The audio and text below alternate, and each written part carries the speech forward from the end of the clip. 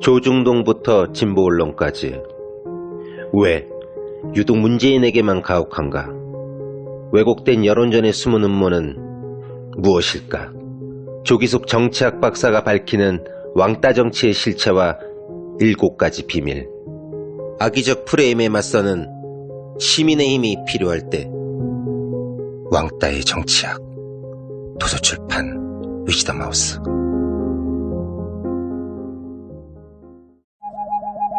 굶고 뛰고 땀 빼고 다 해봤다.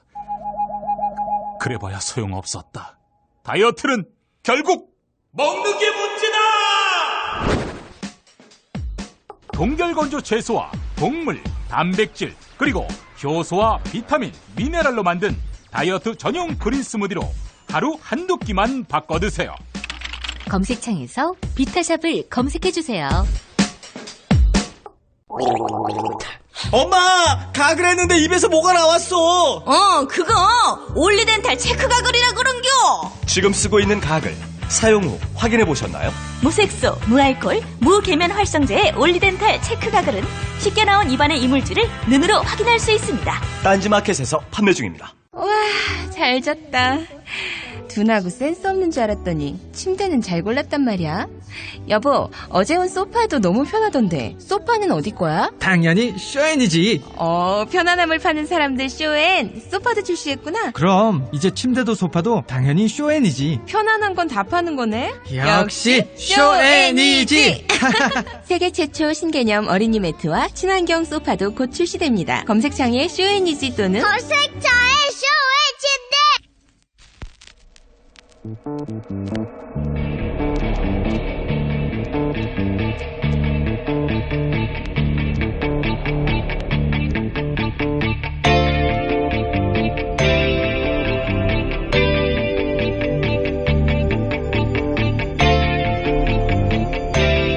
안녕하세요, 김호준입니다. 어제 사상 처음으로 대선에서 사전투표가 실시됐습니다. 그런데 자신이 투표한 투표용지에 후보자 칸 사이에 여백이 없었다는 주장이 어제 종일 각종 커뮤니티에서 이어져 논란이 되고 있습니다. 선관위 공식 입장은 투표용지는 한 종류밖에 없으며 후보자 사이에는 여백이 반드시 있다는 겁니다. 이 논란이 후보자가 많아 칸이 워낙 좁다 보니 생긴 기억의 오류 때문인지 아니면 정말 일부 인쇄 오류가 있었던 것인지 투표용지 실물로는 확인이 안 되고 있습니다. 해서 뉴스 공장에서 제안합니다. 오늘 사전투표하시는 분들 중에 만약 여백이 없는 용지를 받으신 분들은 기표를 하기 전에 즉시 투표소에 투표 관리관에게 문제 제기를 하신 후에 확인을 받고 그 용지를 촬영해서 TBS 뉴스공장 홈페이지 업로드 해주시면 사례를 모아서 선관위에 공식적으로 문의를 하겠습니다. 주의하실 점은 기표소 내에서 촬영하는 것은 불법이라는 점입니다. 반드시 사전에 투표하시기 전에 투표관리관에게 확인을 받고 촬영을 해서 제보를 해주시고 그리고 새로운 용지를 재출력받아 투표하시길 바랍니다. 뉴스공장 제보 받습니다.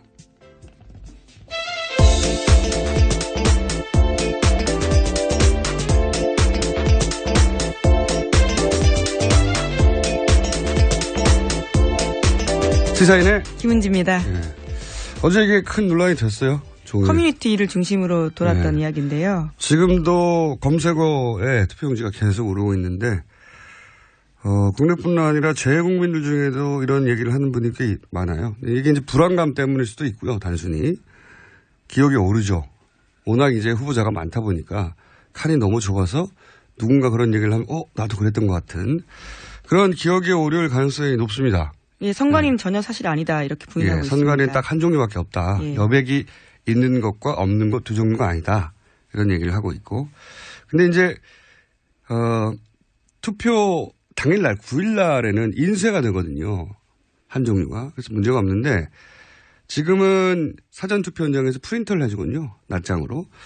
프린터의 뭐 세팅 문제나 혹은 인쇄하자가 발생할 가능성을 완전히 무시할 수는 없지 않느냐. 기계가 100%가 아닐 수도 있으니. 그래서 저는 확인이 필요하다고 생각이 들어요. 예.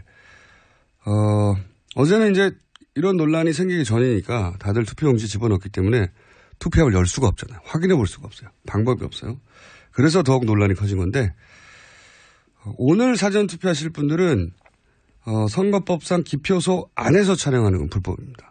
네, 실제로 어제 그런 분들이 계셔서요. 경찰 조사 받았습니다. 네, 기표소 안에서 촬영하는 것은 불법이기 때문에 하시면 절대 안 되고 들어가기 전에 용지를 받아서 용지 하자가 있을 경우 원래 어떻게 하게 돼 있냐면 투표소에는 책임자가 투표관리관입니다.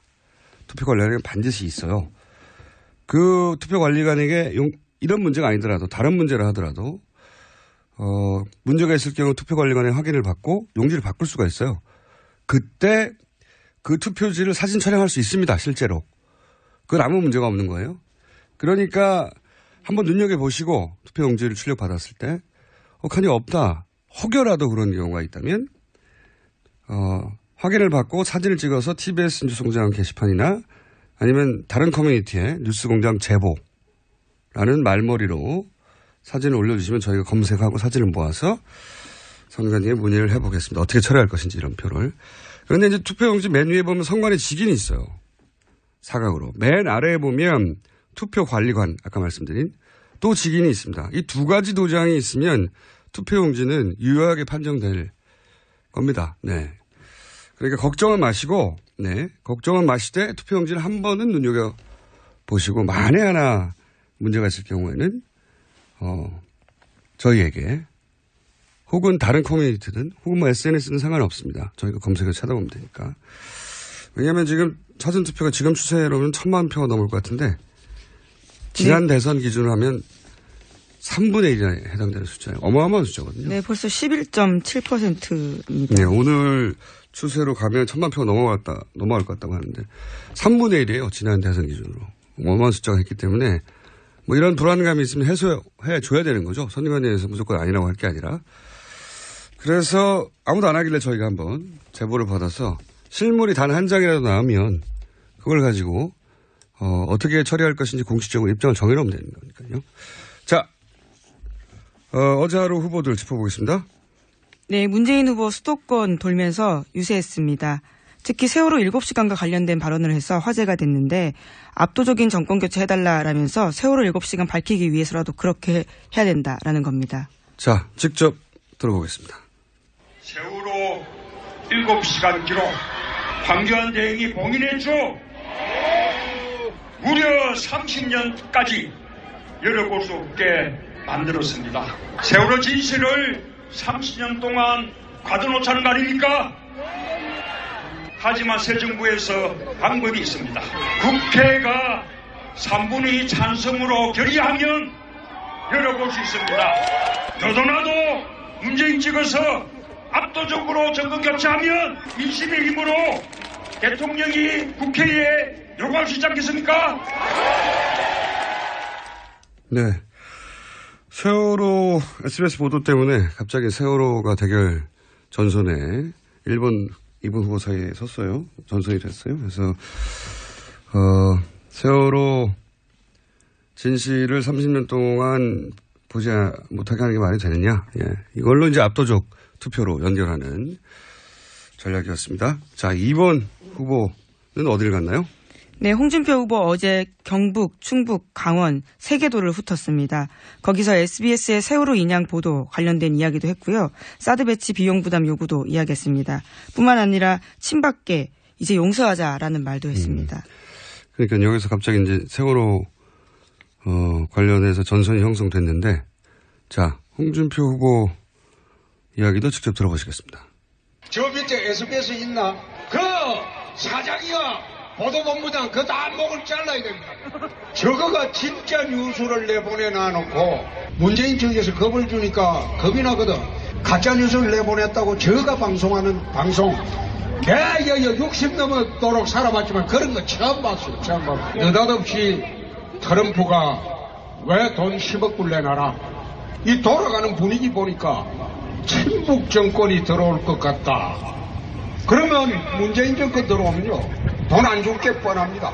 그럼 사드 빼고 주한미군 빼버리고 한국 포기해도 좋다는 겁니다. 홍준표 후보의 전략은 일관되게 갈라치기인 거죠. 예, 세월호를 통해서도 보수를 집결시키기 위해서 갈라치기를 하는 것이고, 사드도 역시 마찬가지죠. 예. 사드도 미국에서 돈을 요구하는 이유는 바로 좌파 정권에 들어서는 것을 막기 위해서다. 예. 그런 일관된 전략으로 계속 유세를 아마도 마지막 순간까지 이어갈 것 같고요. 자, 3번 안철수 후보는 어디를 갔습니까? 안철수 후보 어제 걸어서 국민 속으로라는 일정을 대구에서 처음 시작했습니다. 거기서 바른정당 유승민 후보에게 경제 분야 부탁하고 싶다라는 이야기도 했습니다. 직접 들어보시겠습니다. 제가 집권하게 되면 유승민 후보에게 부탁해서 경제 분야 맡아달라고 하겠습니다. 15% 정도 얻어서 본인이 야당 기득권 가지겠다는 겁니다. 본인 정치적인 입지 위에서 여기 계시는 시민들 이용하는 겁니다. 1번 후보는 또 어떻습니까? 1번 선택하면 바로 그 다음 날부터 우리나라는 반으로 쪼개집니다. 갈등하고 분열하는 5년이 될 텐데 그러면 우리는 후진국으로 추락합니다. 그대로 놔두시겠습니까? 예, 안철수 후보의 처음부터 지속되는 이제 고민인 거죠. 예, 진보, 보수 양쪽의 표를 잡아야 되기 때문에 항상 1번과 3번 후보를 동시에 공략해야 되는. 1번과 2번 후보요? 1번과 2번 후보를, 예, 동시에 공략하는 것이고, 그러다 보니까 이제 지금 유승민 후보와 심상정 후보를 응원하고 있어요. 예, 각각 이 두 후보가 1, 2번의 표를 잠식한다고. 그런 전략인 것이죠. 미래로 나가는 정치인이다 이렇게 언급했습니다. 네. 그 양극단이고 본인이 사실은 중도로 통합할 수 있는 후보다라는 얘기고요. 자, 4번 후보. 네, 유승민 후보는 어제 서울 대학 5곳을 포함해서 7곳에서 유세를 했습니다. 그리고 홍준표 후보와 유승민 후보에 죄송합니다. 안철수 후보가 한 이야기에 대해서 각자 답을 하기도 했습니다. 자신을 언급하다 보니까요. 그렇죠. 자, 직접 들어보겠습니다. 망하는 보수, 썩어 빠진 보수한테는 정말 한 표도 주면 안 된다 생각하고 홍준표 후보나 그 당의 국회의원들이나 전부 다 보수라는 말을 입에 올릴 자격이 없는 사람. 이번 선거 여러분의 미래를 결정하는 선거입니다. 5년 뒤에 찍어준다. 아닙니다. 여러분의 미래를 지금 선택해 주십시오. 네, 여기도 그런 얘기도 있었죠. 안철수 후보가 경제 분야를 유승민 후보에게 맡기겠다니까 예의가 없다. 네, 그건 이제 유승민 후보가 직접 한 이야기는 아니고 유승민 쪽 의원이 한 말이고요. 유 후보는 직접적으로는 덕담해줘서 고맙다. 끝까지 선전하길 바란다. 이렇게 유 후보의 입장과 이제 캠프 입장은 이제 유 후보가 거기다 대고 야박하게 그렇죠. 덕담을 했는데, 예, 캠프에서는 예의가 없다라고 공격을 했고, 유승민 후보는 이제 홍준표 후보가 자격이 없다는 이야기를 처음부터 끝까지 계속 하고 있고. 네, 게다가 친박계 당원권 정지에 대한 이야기가 나오니까요. 굉장히 세게 발언한 겁니다. 결국은 뭐 원래대로 돌아가 버렸다. 뭐 이런 얘기인 거죠. 자, 심상정 후보는 제주도를 갔던가요? 예. 네, 제주도 갔습니다. 서울에서 사드 배치 관련된 토론회 하나 하고요. 제주도로 가서 대한민국 정치개혁 다음으로 미뤄도 괜찮다면 문재인 대선 후보 찍어달라라는 이야기했습니다. 이것은 우상호 원내대표 발언에 대한 반박인데. 그렇죠. 정의당 지지는 다음 대선에 해도 괜찮다. 예, 그렇죠. 이렇게 나오자 바로 반박을 한 것이죠. 직접 들어보겠습니다. 수십 년 동안 될 사람 밀어줘서 된 대통령이 우리 대한민국을 어떤 방향으로 안내했는지 심상정이 홍준표를 잡는 게 적폐청산 아닙니까 여러분? 변화의 정치, 거침없는 개혁의 정치에 동의하기 때문에 그렇죠 여러분? 제일 까다로운 게 문재인 후보예요. 우리 문재인 후보님 다 좋으신데 너무 약해요. 안철수 후보님은 개혁의 방향을 잃으셨어요. 자, 이제 1타 3표. 예, 뭐죠? 마지막 네. 발언은 1타 3표라는 요새 밀고 있는 구호입니다. 예, 심상정 후보 입장에서는 이제 대립각 홍준표 후보하고 세워야 하고 또 진보 진영의 표심 중에 문재인 후보 될 사람 밀어주다. 사표 심리도 방지해야 되고 안철수 후보가 이 표가 사실은 후보자들 간에 왔다 갔다 하는 게, 보수 진영의 지지자들이 보수 진영 내에서만 움직이는 게 아니거든요. 예. 자, 여기까지입니다. 여기까지고, 지금 방송하는 동안에도 계속 오늘 아침에 투표했는데 여백이 없었어요. 없었던 것 같아요. 예. 이게 이제 기억의 문제인데, 진짜로 인생 문제로 없었을 가능성도 배제할 수는 없단 말이죠. 선관위는 단 한 종류만 했습니다. 그게 이제 프린터의 문제인지 기억의 문제인지, 그러므로 이 방송을 들으시는 분들은, 들으시는 분 중에 사전투표를 하실 분들은 꼭 한번 확인을 하시고, 찍어서 사진으로 투표관리관에게 확인받고 찍어서 그 실물을 저희 홈페이지나 본인의 SNS나 혹은 커뮤니티나 어디든 상관없습니다. 뉴스공장 제보라고 말머리를 달아주시면 저희가 찾아서 실물을 확인해야 그 다음을 얘기할 수 있는데요. 근데 이런 분들이 많아. 이게 무효표가 되느냐. 근데 아마 선관위가 그런 실물이 나오면 유권 해석을 공식적으로 내릴 텐데, 아까 말씀드린 도장, 직인과 투표관리관에 직인이 있는 경우에 그거는 발부받은 거거든요. 발부받았다는 건 선관위가 책임져야 될 부분이거든요. 혹시라도 프린터의 문제로 여백이 없다 하더라도 그게 무효표가 될 일은 없다고 보시면 됩니다. 네, 각 캠프에서도 그런 경우에 가만히 있지도 않을 것이고, 선관위도 기준을 마련할 텐데, 지금은 이제 기준이 없다 보니까 실물이 확인이 돼야 뭘 선관위도 공식적으로 말을 하죠. 선관위의 공식 입장은 한 종류밖에 없다는 것이니까, 오늘 사전투표를 하지 않으실 거지만 주변에 그런 분이 있으면 널리 알려주시고, 그리고 이 방송을 못 들으신 분들을 위해서 본인의 SNS나 또는 커뮤니티에 그런 제보를 받는다고 하니, 그리고 특히 기표소 안에서 지금 안 되고 기표소 전에 문제가 발견됐을 때 투표관리관을 찾으시면 됩니다. 네, 기표 후에는 찍으면 안 됩니다. 표를 혹시라도 팔아먹을 수 있다라는. 네, 과거에 이제 매표 때문에 돈 받고 이제 투표를 여기다 했다는 걸 입증하기 위해서 사진을 촬영하는 경우, 매표를 방지하기 위해서 기표소 내에서 투표하는 거는 불법으로 해뒀고 아주 엄격하게 문제 삼거든요. 네. 절대로 하시면 안 되고 무효표 됩니다. 본인 표가. 그리고 법적 처벌도 받아요. 네. 그건 하시면 안 되는데, 들어가기 전에 출력한 표를 이렇게 용지를 보면 금방 알 수 있잖아요. 그러면 투표소에는 투표관리관이 있습니다. 이게 사전투표가 지금 지난 대선 기준으로 거의 3분의 1 정도가 참여할 예상이기 때문에 이거 어마어마한 관심사예요. 그래서 정당이나 선관위가 그냥 단순히 한 종류밖에 없다 하고 지나갈 문제가 아니에요. 예. 불안감의 크기가 1000만 명에게 해당될 정도이기 때문에 반드시 확인을 해야 되는데 물건이 없잖아요. 꼭 이 방송을 들으신 분들은 주변 지인에도 알려주시고, SNS도 혹은 커뮤니티에도 꼭 그런 제보를 받고 있다는 거, 투표관리관에게 확인하면 된다는 거. 투표관리관이 반드시 있습니다. 네, 뿐만 아니라 정당 참관인도 각 투표소마다 있어서요. 네. 참관인도 사진을 찍을 수가 있어요. 투표 용지 그 투표자 당사자도 찍을 수도 있고요.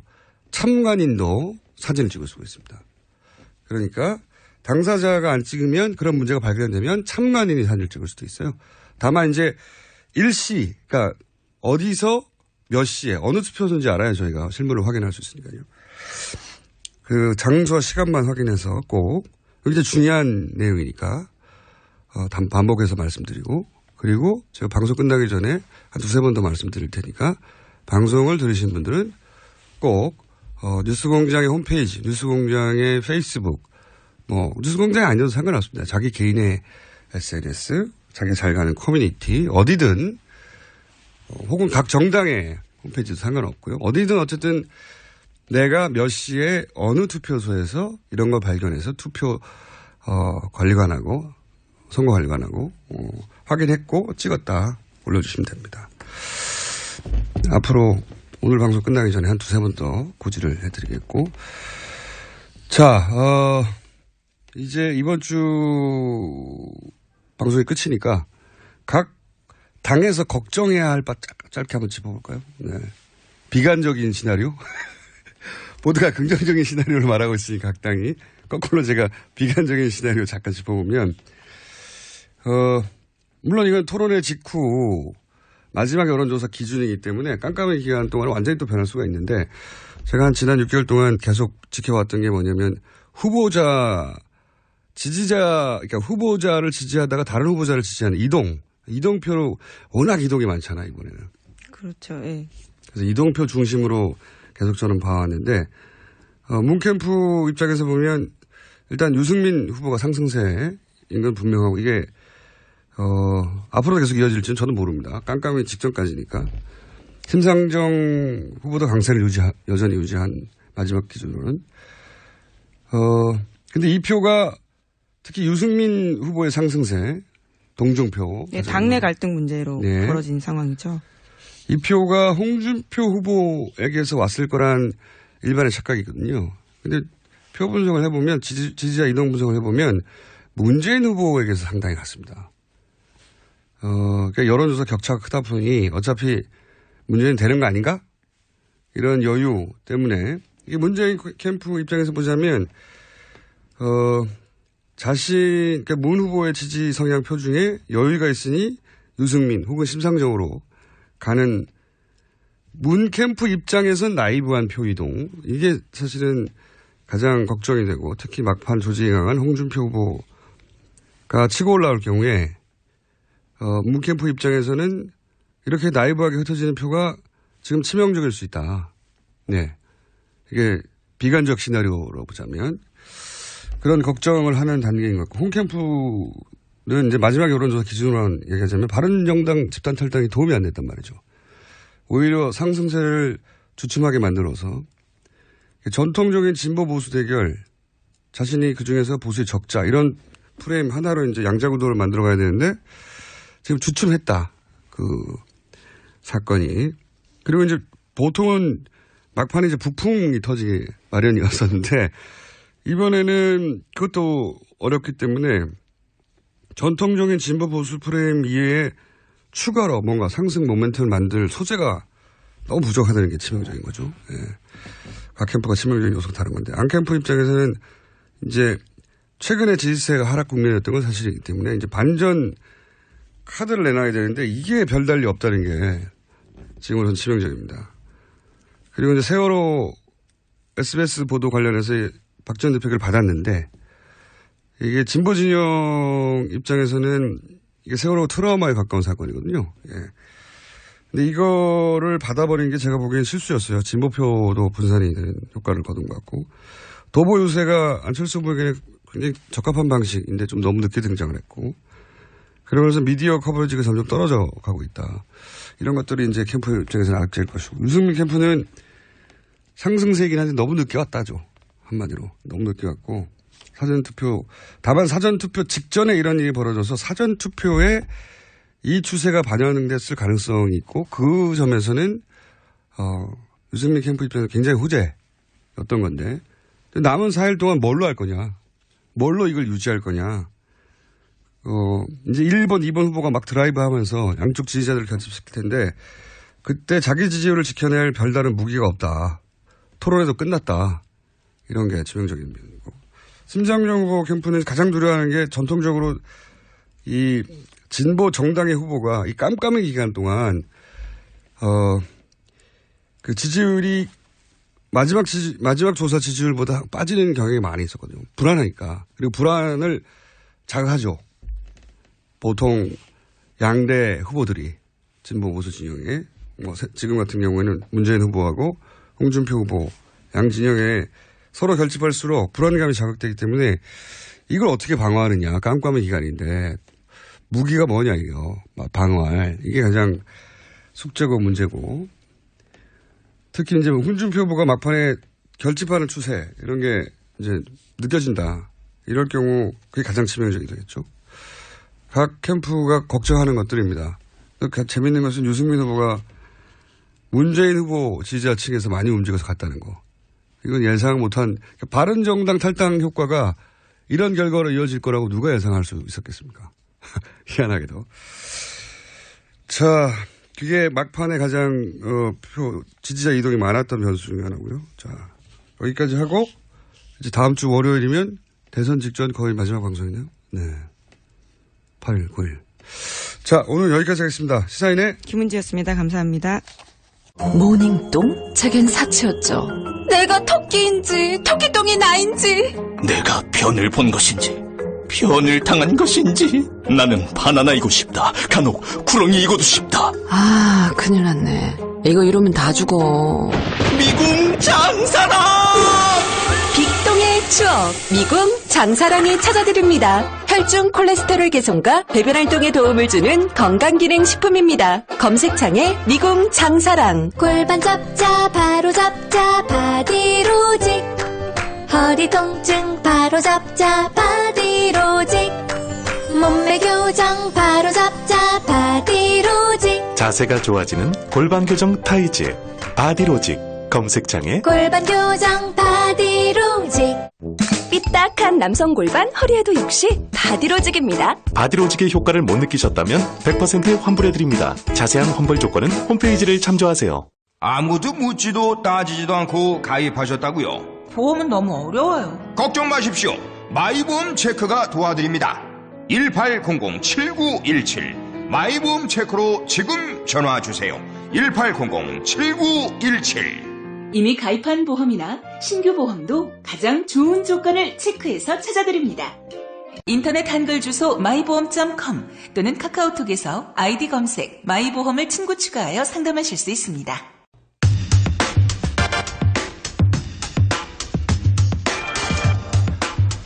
황교안 대통령 권한대행이 어제 마지막 기자 간담회를 가졌습니다. 이 자리에서 사드 비용은 미국이 부담한다.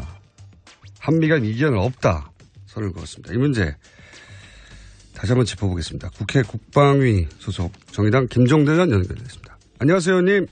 네, 안녕하세요. 네, 이 문제는 뭐 여러 번 논쟁되었기 때문에 다시 나올까 싶었는데 어제 황교안 대행이 다시 한번 미국이 부담하고 이견이 없다고 선을 그어서 저희가 간단하게 핵심만 짚어보려고 합니다. 네. 어제 황교안 대행이 이제 한미 상호 방위 조약에 따라서 미국이 부담한다. 이렇게 얘기하고 마지막 간담회를 마쳤는데 이 부분 어떻게 보십니까? 그러니까 황교안 대행이 한미 간의 비용 부담이나 그 여러 가지 사드 운영에 대해서 합의했다고 하는 것은 약정서를 말하는 건데요. 네. 이건 작년에 오바마 정부하고 체결한 겁니다. 네네. 그런데 지금 미국의 정권이 바뀌어서 트럼프 행정부가 들어섰고 그 트럼프 대통령은 아예 인수위 시절부터 비용은 한국이 부담해야 된다고 얘기했던 정부 아닙니까? 네네. 그 사이에 또 한국의 정권이 또 바뀝니다. 그러면은 과거의 합의는 그거는 뭐 과거 정권이 한 거고 반드시 이제 한국의 비용 부담을 물리겠다는 새로운 정권이 들어섰으니까 문제는 이제부터 시작인 것이죠. 재협상 요구가 올 겁니다. 그걸 확실하다고 보시는 거죠. 예.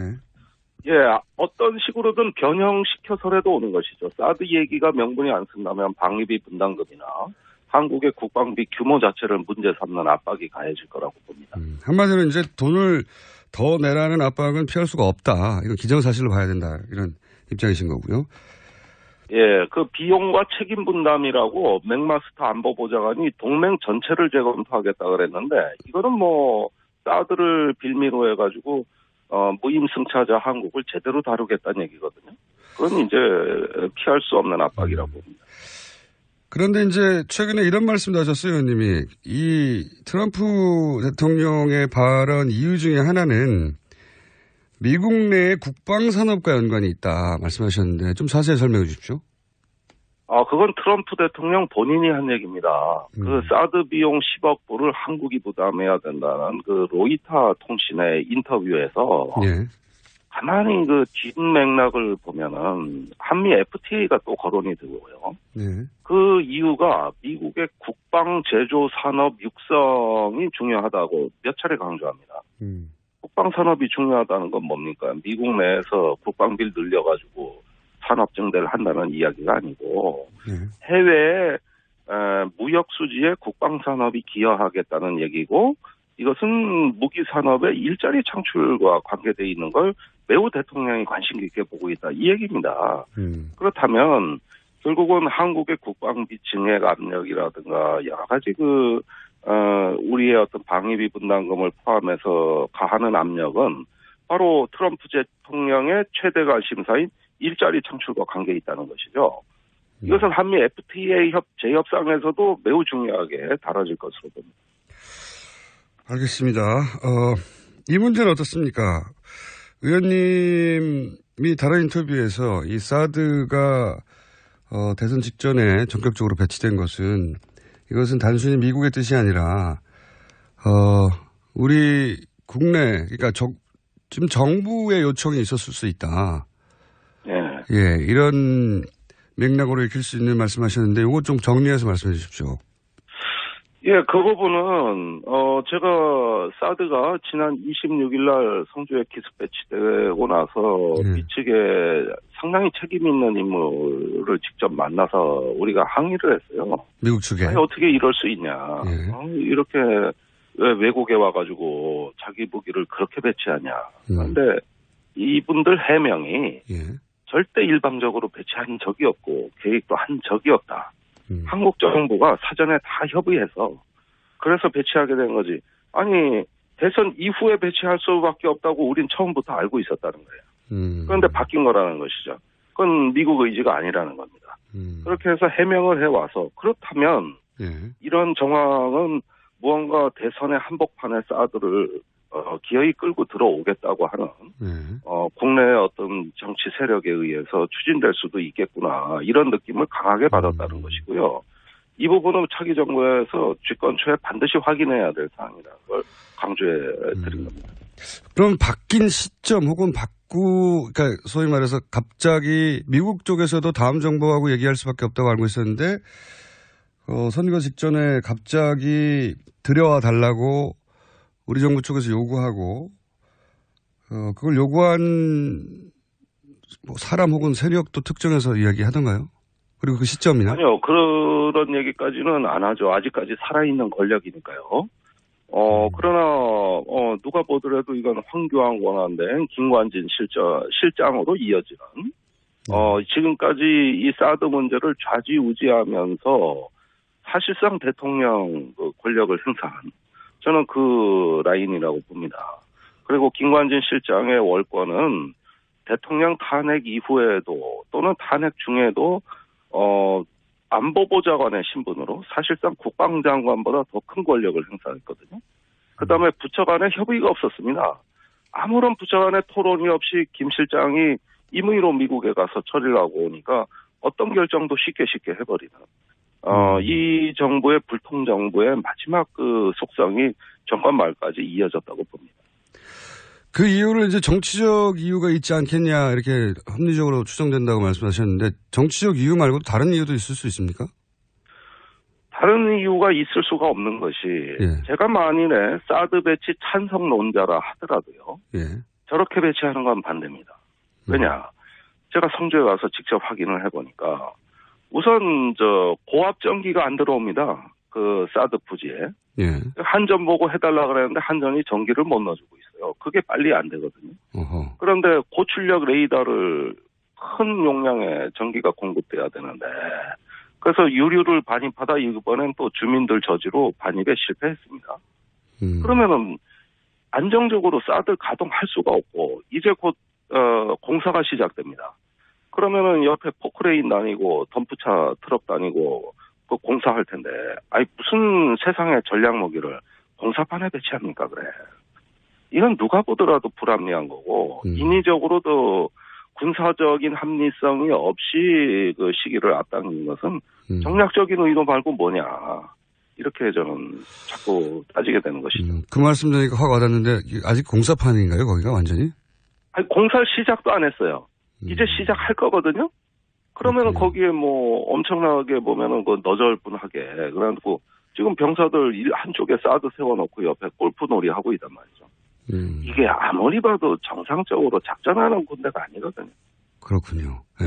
아니 그렇게 비싼 전략 무기를 아직 공사도 안 끝났는데 그 무기부터 들어왔다는 게 말이 안 되는군요. 예. 그리고 그 사드라는 건 방어 무기라 그랬는데 북한의 공격 의도가 확인 안 된 상태에서 방어 개념부터 먼저 확정했다는 이야기니까 그렇게 되니까 북한이 당장 그렇게 방어한다는 걸 다 관찰하고 그러면 우린 다른 방식으로 공격하겠다. 이렇게 오히려 북한의 주도권을 내줘버렸습니다. 그 결과가 어제 의회 조사국에서 발표한 아니 사드 배치하는 걸 보고 북한이 공격 방식을 바꿨다. 그래서 사드의 효용성이 줄어들었다. 이런 조사 보고서를 내는 거거든요. 자, 핵심을 이해했습니다. 핵심을 이해했고 마지막 질문인데요. 이번 기회에 한미 상호 방위 조약도 개정해야 한다고 주장하시는데 그 이유는 먼저 설명해 주십시오.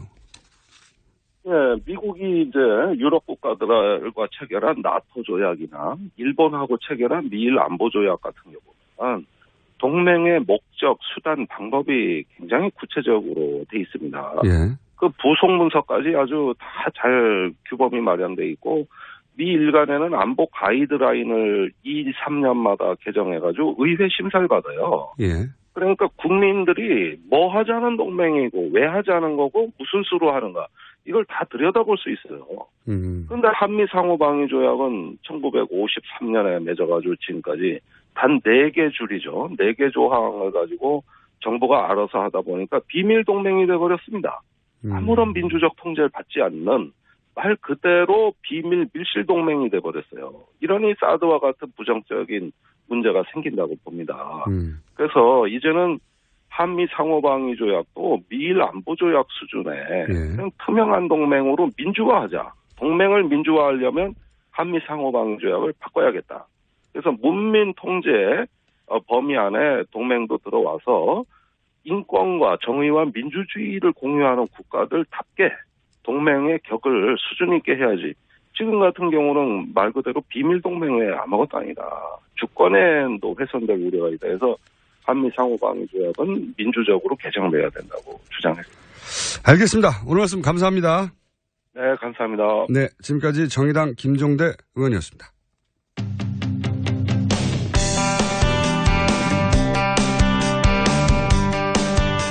지난주부터 각 당 후보 캠프의 선대위원장 릴레이 인터뷰 진행하고 있습니다. 오늘은 바른정당 정병국 공동 선대위원장 전화 연결되어 있습니다. 안녕하세요, 위원장님. 예, 안녕하세요. 정병국입니다. 네, 다른 무엇보다 앞서 이 집단 탈당 사태를 이야기하지 않을 수 없는데요. 예. 예. 뭐 집단 탈당 며칠 전부터 집단 탈당 그리고 오늘에 이르기까지 급하게 진행됐는데 예. 굉장히 드문 우리 정치사에서 사실 대선 직전에 이런 많은 사람들이 탈당하고 입당하는 게 전례가 없는 일 아니겠습니까? 네. 그 집단 탈당 사태가 왜 일어났고 그걸 지켜본 심정 지금은 어떤지 간략하게 좀 설명해 주십시오. 일단 국민 여러분들께 면목없고요. 네. 이 정치개혁 변화라고 하는 게 참으로 힘들다 하는 것을 다시 한번 절감했고요. 이게 우리 정치 현실이라 현주소라고 봅니다. 그러니까 지금 말씀하신 대로 뭐 드문 일이라고 말씀을 하셨는데 과거서부터 선거 때마다 이합집산 했잖아요. 그렇지만 이렇게 바로 직전에는 없었지 않습니까? 예, 글쎄 말이에요. 그 시점이 언제냐 차이는 있겠지만 그런 행태라고 봅니다. 이게 그야말로 우리가 개혁해야 될 정치개혁의 대상이 아닌가 이렇게 생각을 하면서 정말 씁쓸합니다. 그런데 이제 위원장님도 마지막에 후보 사퇴를 권유했다고 보도가 됐는데 이건 사실이 아닙니까? 알고 계신 거고요. 그런 게 아닙니까? 이제 이분들이 탈당까지 불사를 하겠다. 네. 단일화를 수용하지 않으면 그렇기 때문에 저희들이 일단은 의총에서 3자 단일화를 포함을 해서 논의를 하겠다 하는 입장 정리를 했던 거고요. 예, 저희 공동선대위원장 세 사람의 개인 의견이 아니고요. 의총의 의견이었던 거예요. 이분들의 의견을 수렴으로 해서 어떻게든지 당이 갈라져서는 안 되겠다 하는 입장 차원에서 정리를 했던 거죠. 김무성 위원장은 이제 탈당이 처음 이제 선언됐을 때 기자들의 질문에 이런 사태 벌어진 이유가 뭐냐고 했을 때 이제 소쪽새도 우는 사연이 있다라고 했는데 이게 어떤 의미일까요? 그 나름대로들 다 그 사정이 있다는 얘기 아니겠어요? 좀 구체적으로 어떤 사정들이 있었던 겁니까? 저는 개별적으로 대화를 많이 했어요. 네. 그거 보면은 제일 많이 드는 것이 일단은 그 보수 그 단일화를 통해 갖고 그 정권 창출을 해야 된다 하는 얘기가 첫 번째였고, 두 번째는 지역구 상황이 녹록지 않다. 이 본인들의 기본 조직들이 와해되고 이탈하고 있다. 이런 얘기들을 하는데, 뭐 저는 충분히 그 현실적인 상황은 인식을 해요. 저도 뭐 그런 차원에서는 똑같은 경우를 당하고 있으니까요.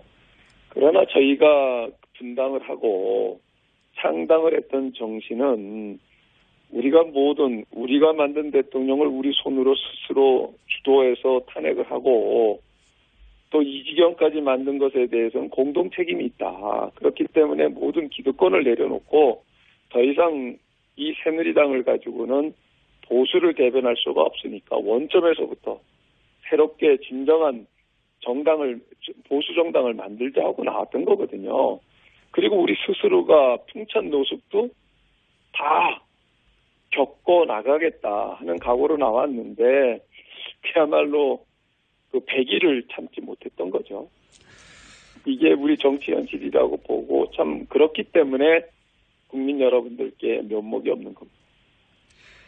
황영철 의원은 탈당계를 내지 않고 철회를 선언했고, 그러면서 탈당계를 냈던 의원들 중에 몇 분은 복당할 의사가 있는 것으로 본인은 안다고 인터뷰를 했는데, 혹시 위원장님이 아시기에도 그렇습니까? 예, 뭐 저에게도 개인적으로 전화가 오신 분도 있었고요. 예, 통화를 했는데 간접적으로 전달받은 사람도 있고요. 그런데 이제 황영철 의원은 탈당계를 내지를 않았었고요. 그러니까 철회를 한 것으로. 예, 그렇기 때문에 뭐 본인이 철회하면은 자동적으로 그냥 스테이 되는 거예요. 머물 수는 그대로 변동이 없는 건데, 다른 분들은 탈당계를 냈기 때문에 만약에 그분들이 복당을 하고 싶다라고 하면은 복당 절차를 밟아야죠. 당원 당규에 명시되어 있습니다. 그렇기 때문에 그 절차를 통과를 해야지만 복당이 되는 거죠. 그래서 그 절차는 알겠는데, 제가 궁금한 것은 그런 의사가 있는 분들이 여전히 있고 그럴 가능성들이 계속 남아 있습니까? 남은 기간 동안? 저는 그 선거 중에는 불가능하다고 봐요. 그러면 그분들이 자유한국당으로 지금 아직 그 입당 절차가 완료되지 않았는데, 그분들이 자유한국당으로 입당하는 거는 또 이 짧은 기간에 일어날 수 있을까요?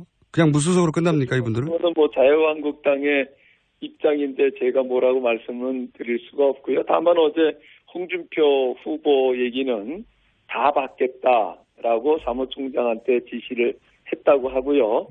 그리고 뭐 이 징계받고 있는 소위 말하는 친박 팔적들에 대해서도 다 사면을 하겠다라고 했다고 하는데 참 어처구니 없는 현상이네요.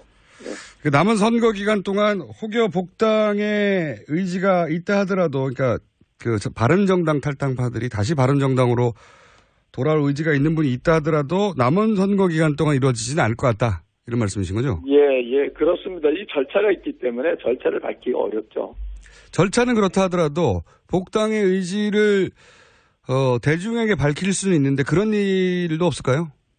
글쎄요, 그건 본인들이 어떤 판단을 할지 모르겠고요. 일단은 뭐 우리 당의 입장에서 말씀을 드리는 겁니다. 그런데 이제 이 사태가 오히려 전화위복이 됐다고 하는 지적들이 많은데, 뭐 당원 가입이나 후원금이나 기타 분위기가 얼마나 바뀌었습니까? 저는 이번 사태를 보면서 정말 국민 여러분들이 현명하시고 정말 무섭다, 이 두려움을 느낄 정도예요. 이 얼마만큼 국민들께서 진정성 있는 정치를 갈망하고 계신지 하는 것을 정말 많이 느꼈는데요. 지금 뭐 당에 그 후원금 들어오는 거는 평상시 20배가 들어오고 있고요. 그 저희들이 온라인 시스템을 이제 창당한 지 100일밖에 안 됐기 때문에 구축한 지가 지난 4월 17일 날 구축이 됐어요. 그런데 그 구축해놓고 5월 1일 이전까지 입당한 사람이, 그 자발적으로 입당한 사람이 150명밖에 안 됐었거든요. 그런데 지금 100배가 늘었습니다. 100배요? 예. 그래 아직 기하급수적으로 늘고 있어요. 그래서 그걸 보면서 오히려 전화위복이 됐고 그동안 대선 국면 속에서 바른정당이 창당된 것에 대해서 묻혀있던 것이 오히려 각인을 시켜드렸고 바른정당이 지향하는 것이 뭔가에 대해서 다시 한번 보시게 됐고 이탈한 사람들은 왜 이탈하게 됐는지 남은 사람들은 왜 남았는지 결국은 정말 감사하게 생각을 하는 것은 우리 바른정당의 창당 정신을 국민들이 다시 한번 인식을 해주시고 지금 살려주고 계신다. 이게 참 두려움을 느낍니다. 네.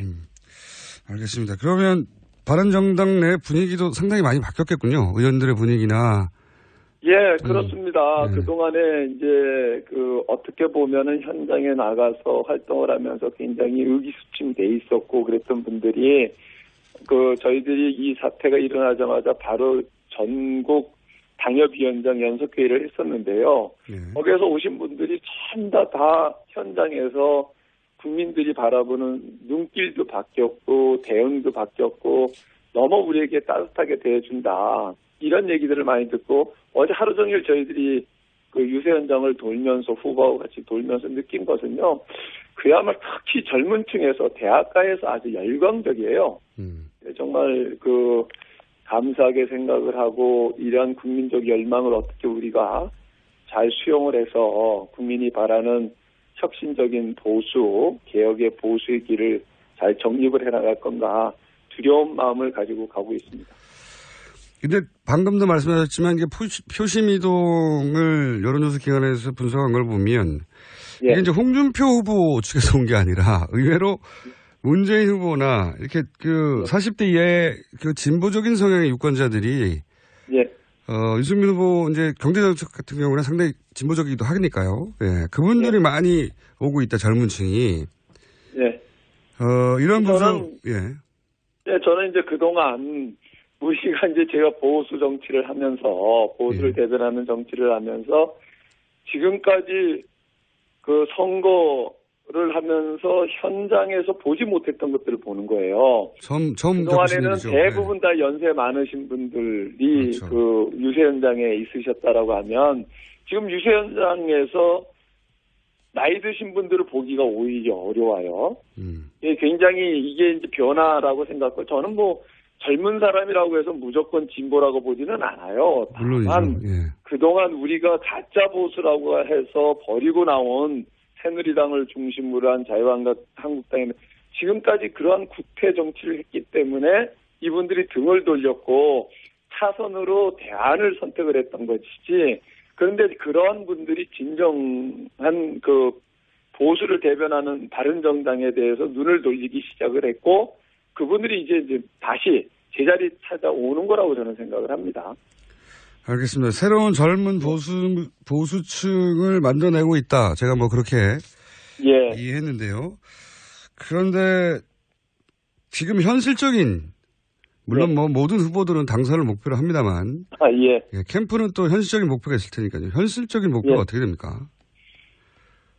저희 이제 이미 여론조사 공표 기간이 끝났기 때문에 공표는 하고 있지 못합니다만은 여론조사 결과가 상당히 유의미하게 지금 나타나고 있어요. 유의미하게 상승하고 있다 이렇게 보십니까? 그러니까 아주 상승세를 지금 타고 있는데 저는 이번 선거 결과가 상당히 지금까지 여론조사 결과는 다른 유의미한 결과를 가져올 거다 이렇게 봅니다.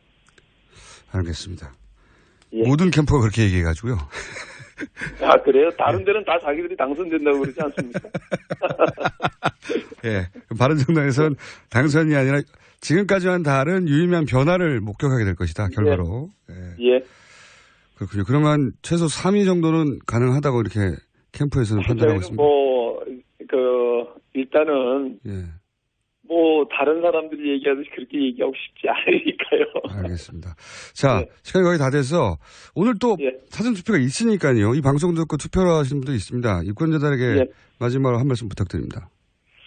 국민 여러분, 사전투표 어제 오늘 이틀간에 진행이 되고 있습니다. 저도 어제 사전투표를 했습니다마는 홀가분하게 결정하십시오.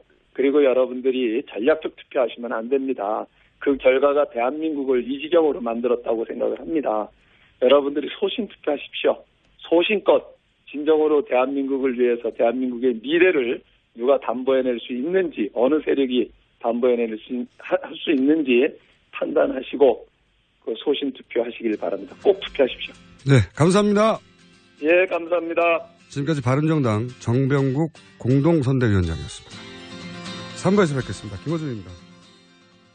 한글도 남보다 빨리 깨치고 참 똑똑했는데 갈수록 실력이 뒤처지는 것 같아 걱정이에요. 혹시 초등학교 교과서 본 적 있어요? 어려운 어휘가 너무 많아요. 학교에서는 어휘 개념을 하나하나 설명해 줄 시간이 정말 부족하잖아요. 그럼 어떡하죠? 내 아이의 어휘만큼은 내가 책임져야죠. 어휘 공부의 정성. 초등어휘 3천, 초등어휘 5천. 검색창에 초등어휘 3천을 쳐보세요. 김치는 맛있어야 한다. 아주 화끈하게 100% 국내산으로 16년 전통으로 햇섭 인증으로 화끈하게 맛있다. 화끈하게 통한다. 화통김치. 배추김치, 알짜김치, 총각김치, 깻잎김치, 깍두기도 화통. 검색창에 화통김치. 아우 맛있어. 사장님 부르셨습니까? 최 부장. 아까 영어 실력 제법이던데 다시 봤어? 과찬이십니다. 아니야. 근데 자네도 서초동 비밀과에 받았다면서? 아니 그걸 어떻게... 정말 소문대로 한 번만 만나도 말문이 확 트이나? 역시 듣던 대로입니다. 10분 만에 터졌습니다. 김변의 박이사의 자네까지. 나도 소개해주게. 당장. 16년간 은밀하게 진행됐던 서초동 비밀과에 이제 당신 차례입니다. 지금 바로 검색창에 스피킹 솔루션을 검색하세요. 새벽 2시에 깨어났나. 딱히 고민이 있어서 그런 건 아니다. 새벽 5시에 일어났나. 새벽 6. 아우, 이 인간이 잠도 못 자게 화장실을 들락거려. 남성 활력과 전립선 건강. 하루 한 알로도 충분합니다. 소팔메토, 옥타코사놀, 아연, 비타민 A, D, E까지 하루 영양 기준치 100%를 꽉 채운 메가셀 남자의 활력. 지금 바로 인터넷 검색창에 메가셀 남자의 활력을 검색해보세요.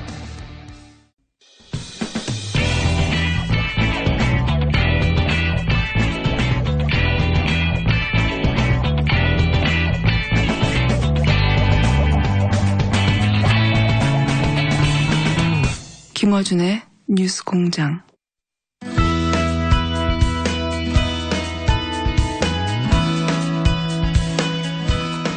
인터뷰 이공장 시간인데요. 오늘은 저희가 그동안 캠프간 여러 조합으로 토론회를 만들어놨습니다. 오자도 있고 양자도 있고. 오늘 시간은 2번 캠프와 3번 캠프의 양자 토론 시간입니다. 저희가 각 캠프의 노출 횟수, 시간을 거의 초단위까지 지금 계산하고 있거든요. 자, 2번, 3번 자유한국당 중앙선대위 대변인 정태욱 의원님 나오셨습니다. 안녕하십니까? 예, 안녕하세요. 네, 국민의당 중앙선대위 유세 본부장 문병호 최고위원 나오셨습니다. 안녕하십니까? 네, 두 분 모두 저희가 세 번이니까 한 3번 정도씩 출연을 하셨어요. 그죠? 네. 3번 출연 이후에 혹시 변화가 있었나요? 뉴스공장의 청취자. 제가 네이버 검색 1위, 2위에 올랐습니다.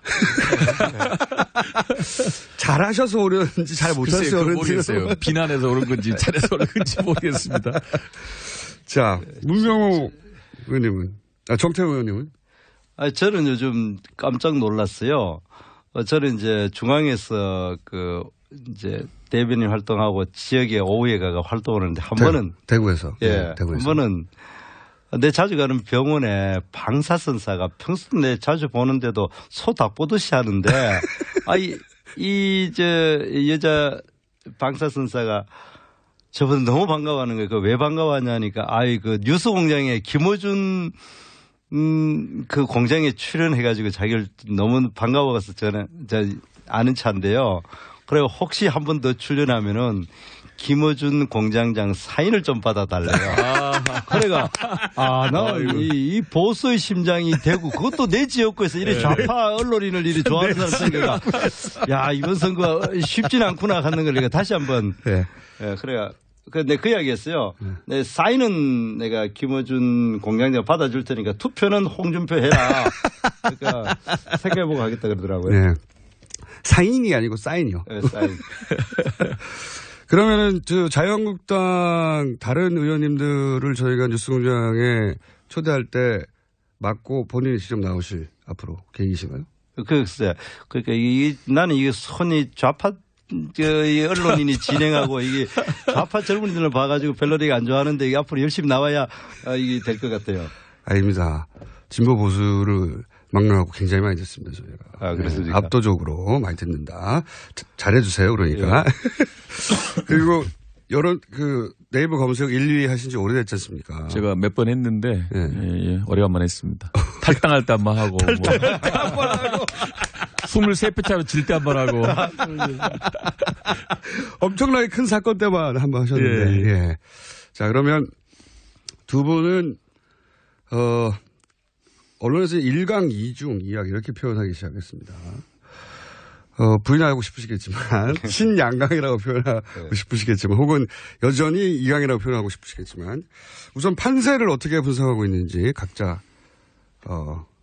분석을 해 주십시오. 이거부터 하죠, 뭐. 예. 지금, 이제까지 저는 이제 전체적인 큰 틀에서 우리나라가 역대 대선이 마지막에 가서는 양강구도로 가는 그런 경향이 상당히 있고 그것이 보역 구도로 됐든 진보대 좌파든 뭐 이렇게 이제 양강구도로 갔을 때 지금 이제 보수를 지지해 오던 기본적인 성향을 가진 분들이 반기문 총장에서 황교안 총리, 그다음 이제 안철수 후보님으로 갔다가 이것이 다시 이제 홍준표 후보로 지금 몰리는 과정이다. 그래서 지금 현재로서는 여론조사가 뭐 2위, 3위를 지금 하고 있습니다만 계속 올라가 가지고 결국에서는 양강 구도를 형성해 가지고 근소한 표 차이로 승패가 갈리는 그런 구도로 갈 거다. 저희들은 그렇게 실제 전망하고 있습니다. 과거 선거에서는 늘 여야 대결 프레임, 진보 보수 대결 프레임이었어요. 이번은 여야 대결 프레임이 많이 무너졌죠. 근데 저는 이번 대선을 진보 보수 프레임 관점에서 보는 것이 아니고 새로운 정치와 낡은 정치의 프레임으로 봅니다. 그래서 낡은 정치의 대표자인 문재인 후보와 새로운 정치의 대표자인 안철수 후보의 양강구도다. 그렇게 보고 있고요. 사실 이번에 구도로 봐서는 안철수 후보가 질려야 질 수 없는 구도였다고 봅니다. 그런 새로운 정치, 낡은 정치의 구도에다가 진보 보수 프레임에서도 이제 보수표가 많이 안철수 후보를 지지하는 경향이 있었기 때문에 상당히 좋은 구도였는데 뭐 지금도 저는 그 구도는 살아있다고 봐요. 마지막에 그 구도가 다시 힘을 발휘할 거다. 그렇게 보고 있습니다.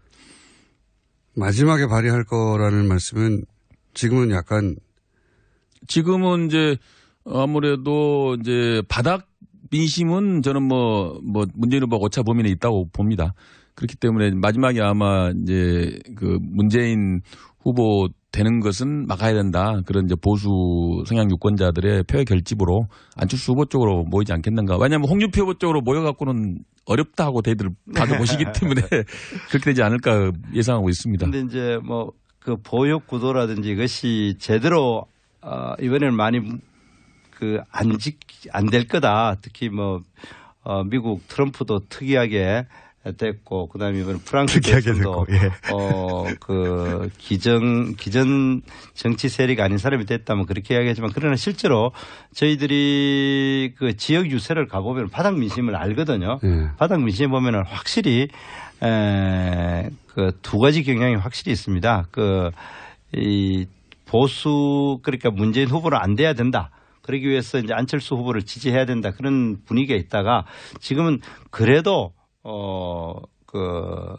역시 보수는 홍준표로 가야 된다라는 것을 정말 눈으로 확인할 수 있고 그런 분위기를 여실히 느끼고 있기 때문에 이번에도 그런 경향이 이제 보역 구도 내지 그런 구도로 가는 경향이 있고 그다음 또 안철수 후보께서 여러 가지 정말 상당히 중립적이고 온건한 노선을 많이 내세웠지만은 그러나 아직 국민들한테는 그것이 그렇게 가슴에 와닿지는 않는 것 같은 느낌입니다. 저는 객관적으로 이야기를 해가 역시 그래도 화끈하게 보수 쪽이냐 아니면은 뭐 진보 내지 친북 쪽이냐 이거에 대해서 이 사람들이 많이 의견이 갈려가지고 우리 국가를 위해서는 뭐 중도가 온건한 중도가 이렇게 많이 올라가는 게 좋을지는 모르지만 이번 선거에서는 아직 그런 구도로는 안 가는 경향이 있지 않느냐 이런 생각을 굉장히 합니다. 주관적인 분석입니다. 아, 그렇습니까? 근데 그 흐름은 그러니까 이제 안철수 후보가 치고 올라가고 상승하는 흐름에서 이제 보수 성향 유권자분들께서 홍준표 후보가 그래도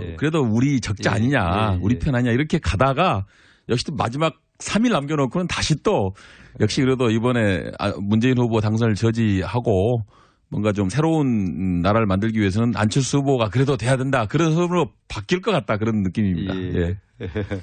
바뀔 것 같다는 느낌을 좀 더 강하게 말씀해 주십시오. 예, 바뀔 겁니다. 바뀔 겁니다. 그래서 5월 9일 날은 아마 지금 여론조사와는 다른 결과가 나온다. 그렇게 생각하고 있습니다.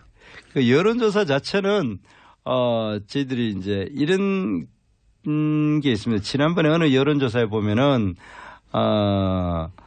2,000표본을 만들기 위해 가지고 뭐 한 20만 명한테 통화를 했는가 봅니다. 그래가지고 한 4% 정도 응답을 했다는데 그것보다 높은 경우도 있고요. 예, 그렇게 됐는데 2,000표본 안에 수집된 2,000표본 중에 자기 스스로 정치적 경향을 밝힌 사람 중에 86명만 자기가 자칭 보수라고 얘기했거든요. 그럼 2,000명 중에 86명만 보수라 하는 거는 현실적인 표본 자체가 사실일까 하면 정확한 표본이 아니거든요. 차이가 많다. 예, 저희들 생각에는 전체적으로 봤을 때 보통 뭐 우리가 편의적으로 4대 4대 2라 한 40% 정도가 보수를 하는데 그렇게 4%만 표본 응집되는 것 자체가 지금 현재 여론조사대로 투표가 되지는 않을 거다.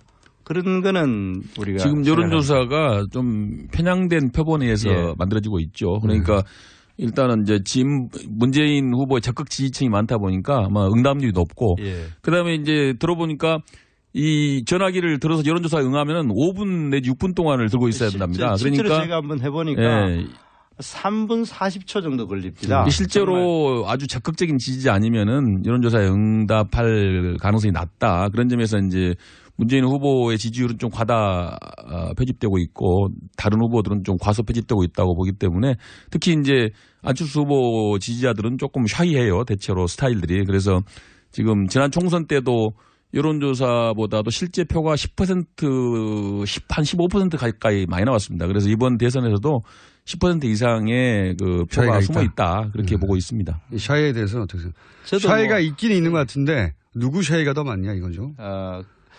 물론 이제 지난 총선 때는 이제 그런 경향인데 그래도 저희들 생각하기에는 지난 보궐선거 때 보면 실제로 저희들이 그때 자유한국당의 평균 지지율이 한 7% 됐는데 실제 그 결과에서는 37% 얻었거든요. 물론 이제 그 보궐선거하고 대통령 선거하고 이 투표율 차이가 워낙 나기 때문에 단순 비교는 할 수 없습니다만은 실제로 투표가 되면은 저희 자유한국당 홍준표 후보도 굉장히 표가 많이 나올 거다. 샤이 홍준표가 많다.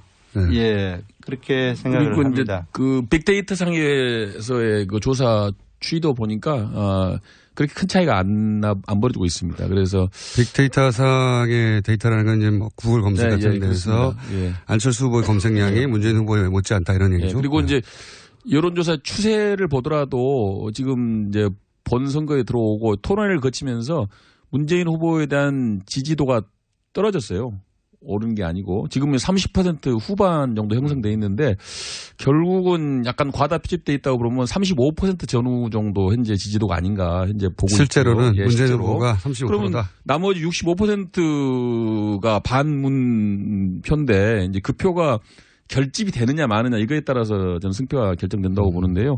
그것이 이제 홍준표 후보로 가느냐 안철수 후보로 가느냐 이건데 되게 근데 홍준표 후보가 당선되기 어렵다고 보지 않습니까? 대체로. 그래서 그 문재인, 안철수 후보 쪽으로 결국은 막판에 결집될 거다. 그렇게. 두 분이 너무 친하게 지내셔가지고 지금. 또 이제 사실은, 이런 이야기 하지 말래 그랬는데,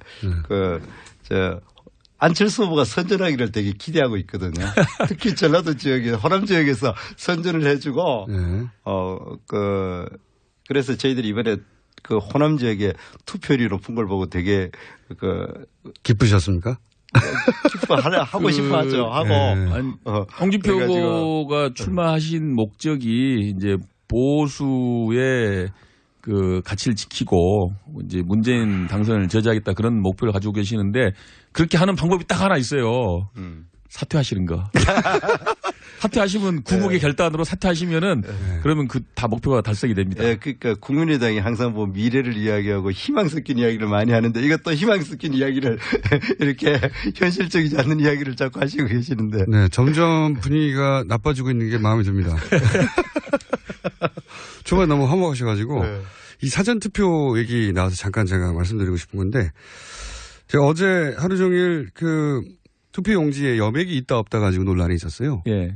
그거 들어보셨죠? 저는 아직 사전투표 안 했습니다. 안 하셔서 잘 모르시고. 예, 여백이 그게 좀 이제 이번에 후보가 많다 보니까 아마 그런 것 같아요. 후보가 이번에 뭐 15명이 나왔던가요? 많이 나왔다 보니까 이제 그런 게 좁게 보여서 없다고 느낄 수도 있는 거고. 예. 근데 이제 아무래도 이제 그게 무효표가 많이 나올 가능성도 있는 거죠. 이게 찍다가 보면은 중간에 걸친 표들이 많이 나오기 때문에. 왜냐하면 후보자 칸 사이가 여백이 있는 게 그리고 그 여백이 있는 게 공식적으로 단 하나의 종류밖에 없다고 선관위에서 얘기했는데 이제 투표를 어제 하신 분들 중에 여백이 너무 좁아서 거의 없다고 느낀 건지 아니면 실제 뭐 출력에 인쇄 하자가 있었는지 모르겠습니다. 그래서 오늘 저희가 이제 투표 관리관이 있잖아요. 투표소에 들어가면. 그래서 혹시 여백이 없을 경우에 투표 관리관에게 얘기하고 사진을 찍어 투표 관리관이 그 용지가 하자가 있을 때는 그 하자가 확인되면 다시 재출력할 수 있거든요. 사진도 찍을 수 있고. 그래서 그걸 널리 알리고 있는 중인데. 자유한국당은 거기까지 신경 안 쓰시나 보죠? 아직은 어제 저도 그 당사에 갔었는데 그런 이야기는 아직 못 들었습니다. 자유한국당 지지자 아직 사전투표를 너무 안 한 거 아닙니까 혹시? 그래서 이제 저희들 대구가 지금 제일 낮잖아요. 어떻게 된 겁니까 이거? 실제로 저도 이제 이제 이래 지역에 가가지고 사전투표하라 하면은 특히 나이 드신 분은 사전투표하는 것 자체를 조금 별로 좋아하지 않더라고요. 그래 요즘 이제 카톡에 그 많이 돌아다니는 것 중에 아들아 딸아 사위와 며느리야 그거 들어보셨어요? 네네네. 그게 효도라고. 홍준표 찍는 게 효도라고. 아들아 딸아 사위와 며느리야 이번 어버이날 선물은 이번 홍준표 찍어가지고 다른 선물 하지 말고 그거로 효도해라 이런 말이 있는데 그래놔서 그런지 젊은 사람들은 많이 가는데 실제로 그래서 그런지 효도하라고 효도하려고 그래서 가는지는 말 수 없지만은 실제로 별로 그렇게 연세 드신 분들은 호남 쪽은 어찌인지 모르겠는데 별로 그렇게 그 사전투표하는 것 자체를 많이 했어요. 아 그래 연세 드신 분들 많이 했어요. 차이가 너무 적극성이 떨어지는 거 아닙니까 이거? 아니요 지난번 제 선거 때도 그 총선 때도 그랬는데. 나이 드신 분들한테 그 사전투표하라 하면 잘 안 하고 오히려 어제 그 젊은 양반들은 저한테 투표했다 하면서 여러분 사람 이제 그 카톡도 오고 그러는 걸 대구 경북에 그렇다고 그 연령층이 높은 분들만 사시는 건 아니잖아요. 대구 경북 분들이 지금 투표할 재미가 없어요. 왜냐하면 과거에는 다 주로 대통령을 배출을 주로 했지 않습니까? 그래서 늘 이제 대선 때 이제 대구 경북 분들이 민 후보가 많이 이제 유력한 이제 후보였는데 이번에는 이제 아무래도 당선이 좀 쉽지 않다고 보기 때문에 이제 투표장에 갈 매력을 못 느끼는 거죠. 근데 지금 고민하고 있습니다. 안철수 후보를 찍을까 홍준표 후보를 찍고 고민하고 있는데 마지막 3일은 역시 그래도 분위기 선거란 게 늘 보면 이제 뭔가 이제 그 바람이 있거든요. 바람이. 그래서 안철수 바람이 불 거다. 그래서 바람이 뭘로 불게 됩니까? 결국은 이제 문재인 당선을 막아야 된다. 그리고 새로운 대한민국 만들어야 한다. 이런 바람이 불 걸로 봅니다. 근데 실제 대구에서는 이 홍준표 바람 정말 세게 불어요. 저기 사실은 한 2주 전에 이제 선거 첫 시작할 때만 해도 저희들이 이제 제가 선거운동 하러 가면은 아이고, 2번 지지하다가 그래 문재인 되면 어떡하느냐 그런 말이 많았는데 지금은 그런 이야기 하는 사람 정말 거의 없어졌어요. 그리고 그때는 되도록 해야 되지 않느냐, 홍준표 후보가 돼야 되지 않느냐 그런 이야기를 많이 하니까 우리 문병호 의원님, 최고위원님께서 그런 기대, 희망. 내일부터 또 그 바람 불 겁니다. 내일부터. 기대, 희망 이런 걸 이야기했는데 사실. 후보가 뭐 우리 편이긴 한데 이번에는 좀 뭐 이해해라 그렇게 될 겁니다. 싸움도 너무 부드럽게 하셔가지고 다음에는 못 모시겠습니다. 자, 근데 대한민국의 이제 문제는 대한민국의 대구하고 광주만 있는 게 아니란 말이죠. 네. 다른 지역의 판세는 어떻게들 판단하십니까? 자꾸 이제 계속 호남 얘기하고 TK 얘기만 하는데 다른 지역도 잘 나가고 계신가요? 근데 지금 저희들 입장에는 대구 경북에다가 부산 경남은 실제로 저희들 생각이니까 이제 뭐 실제 얼마나 객관적인지는 잘 모르겠는데 부산 경남 울산 이쪽 지역의 PK 지역이 또 홍준표 분위기가 굉장히 뜨겁게 달아오른다고 저희들이 생각을 합니다. 그래서 지금 이제 이게 마지막에 가가지고 수도권으로 얼마나 이제 그 바람이 많이 올라오느냐 그것이 지금 관건인데 실제로 저희들은 그래 관건입니다. 저희들 생각에는 그 영남 TKPK 그거는 뭐 거의 저희들은 장악됐다고 생각을 하고 이제 저기 그 충청권에 가가지고 다시 이제 밑에서도 쫙 올라와서 수도까지 올라간다. 그게 지금 마지막에가 승부수가 되지 않을까 생각합니다. 5월 9일 날 저는 깜짝 놀랄 일이 벌어질 거라고 봅니다. 표피적인 것과 달리 이 바닥 민심은 이 기성 정치에 대한 심판의 에너지가 굉장히 축적돼 있어요. 그게 좀 표출될 거라고 보는데 결국은 미국 대통령 선거에 뭐 힐러리 낙선이나 또 이번 프랑스 선거에서의 마크롱의 1위 이런 것들이 다 이제 그런 전 세계적인 현상이라고 봐요. 기성정치, 낡은 정치에 대한 심판, 끝장내자 이런 거. 우리나라도 굉장히 그 에너지가 강합니다. 그래서 결국 저는 그동안에 쭉 그런 관점에서 이 분석을 해왔는데 왜 안철수 후보가 지지도가 높아지고 지금 유력 후보가 됐느냐. 결국은 새로운 정치, 기성정치나 심판 이 에너지 말고는 설명이 안 됩니다. 그래서 저는 뭐 마지막에는 결국 그런 에너지가 극적으로 표출될 거다. 그래서 모든 언론사가 다 뒤집어지는 그런 결과가 나올 걸로 봅니다. 제가 우리 문병호 최고위원님 보면은 안철수 후보는 계속 미래를 이야기하는데 우리 문병호 의원님은 한 2주 전 과거를 자꾸 이야기하시는 것 같아요. 아니죠. 그게 이제 미래죠. 5월 9일 날 벌어질 미래를 얘기하는 겁니다. 자, 좀 더 싸워주시고요. 자, 이 문제로 두 분이 전선을 만들 수 있을 것 같은데 바른정당의 탈당 사태는 결국 누구에게 유리하다? 예. 안철수 후보 유리하죠. 왜 그렇습니까? 그러니까 바른정당 탈당 사태가 이제 어찌 보면은 그 국민들이 기성 정치를 불신하는 그 민낯을 그대로 보여준 거예요. 그러니까 정치라는 것이 그 정말 국민을 위하고 국가를 위해서 정치를 하고 어떤 가치를 위해서 정치를 해야 되는데 결국은 이제 자기의 어떤 당선, 자기의 사적 이해관계에 따라서 정치를 한다. 이게 이제 국민들이 기성 정치를 불신하는 거거든요. 그런 것들이 좀 잠복돼 있다. 이번에 바른정당 의원들이 이제 자유한국당으로 가는 게 그런 기성 정치의 잘못된 민낯이 그대로 이제 드러난 거죠. 그래서 이제 다시 전선이 낡은 정치 심판의 전선으로 이동하고 있다. 그래서 그 혜택을 안철수 후보가 볼 거다 그렇게 예상하고 있습니다. 또 기대서 긴전망을 전해.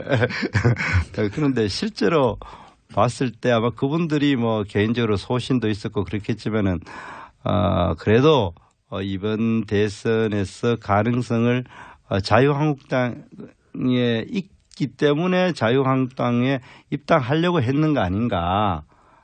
그래 생각을 합니다. 사실 그 이전에는 바른정당에서 안철수 후보와 후보 단일화를 촉구하는 목소리가 있었었거든요. 거의 한 2주 전쯤만. 그러다가 이번에는 다시 자유한국당으로 복당하는 쪽으로 이제 이래 규류가 바뀌는 것 자체가 그분들 생각에 큰 틀에서는 자유한국당으로 가는 것이 맞다. 이렇게 생각을 했는 것 같습니다. 그 말 자체가 대세가 자유한국당 쪽으로 온다고 생각했을 가능성이 높다고 저는 생각을 합니다. 바른정당 탈당이 매끈하게 처리됐으면 모르겠는데 지금 이제 이게 잡음이 있잖아요. 이게 제가 궁금한 것은 이 잡음이 어떤 효과를 낼 것이냐. 문병호 최고위원님은 이제 잡음 때문에 역시 기존 정치가 식상하고 뭐 이렇게 말씀하신 건데. 국회의원들이 가는 방향과 반대로 가는 게 답입니다. 이 잡음 때문에 효과를 만끽하지 못하고 있는 건 사실 아닙니까? 사실 그 잡음 자체는 뭐 그렇게 우리 자유한국당 입장에서는 그렇게 바람직하지는 않다고 생각하는데 그것이 큰 대세에 영향을 있을까 그렇게 약간 자신 없는 생각합니다. 목소리로. 예. 아니요, 실제로 제가 실제로 지금 홍준표 후보의 상승세가 그것 때문에 좀 꺾이고 있다 그런 분석도 있어요. 어떻게 생각하세요, 그 부분에 대해서는? 글쎄, 뭘 근거로 이야기하신지는 잘 모르겠는데. 명분 싸움에서 이제 그게 밀리는 거죠. 예, 국민의당이 희망이 걸 것이 그밖에 없는지는 잘 모르겠는데. 그래요. 저희가 이제 이 양자 토론을 이제 많이 해봤는데 이렇게 화기애애한 경우는 처음이고 두 분이 같은 당인 같은 느낌도 좀 들고 이러시면 안 됩니다. 원래 문병호 의원님을 제가 인천의 기획관리실장으로 인천시 기획관리장 할 때 또 잘 모셨고 항상 이래 서로 공격을 못하는 것 같습니다. 저희가 잘못 모셨네요. 네, 두 분. 원래 서로 잘 아시는 사이였고 오래전부터. 참. 제가 많이 존경하고 또 서로 존경은 스튜디오 밖에서만 하시고요. 스튜디오 안에서는 치열하게 맞서주셔야 되는데 저희가 지금 치열하게 맞서고 있지 않나요? 아니 다른 저희 코너 이 양자 구도의 이 토론회 하고 비교해 보자면 두 분이 거의 손잡고 계신 거예요. 이거 아닌데 이거 보통은 삿대질하고 끝나는데 원래 우리 자유한국당 사람들이 점잖해가지고 원래 싸우지를 잘 못합니다. 홍준표 후보는 왜 그렇습니까? 그분이 이제 그러니까 이번에 사나이답다고 사나이답다. 원래 자유한국당 스타일 하면은 이 정도 지지율이 안 나오죠. 그런데 이제 이 사나이답게 화끈하고 결기 있게. 근데 홍준표 후보가 보수의 후보라고 그러는데 사실 보수분들이 제일 그 품격 따지고 자질 따지고 그런 좀 막말 이런 거 싫어하잖아요. 근데 사실은 이제 막말이 대명사처럼 됐지 않습니까? 요즘 이제 세상이 너무 거칠어지고 좌파들이 짓거리 눈앞에 보이니까 이렇게 파이팅이 있는 사람을 선호하는 것 때문에 올라오는 거죠, 지금. 자, 마지막 한 1, 2분밖에 안 남았기 때문에 마지막에 요 시간을 우리가 이긴다. 2등을 확 젖혔고 이미. 우리가 양강구도로 막판에 이긴다. 이 이야기를 좀 격도를 해서 마지막에 정리해 주십시오. 왜 우리가 이기는지. 우리가 왜 이기는지. 아까도 말씀드렸지만은 지금 표피적으로 나타나고 있지는 않지만은 이 근저에는 결국 바꾸자. 국민들은 지금 못 사겠다 바꿔보자가 저는 기본 마음이라고 봅니다.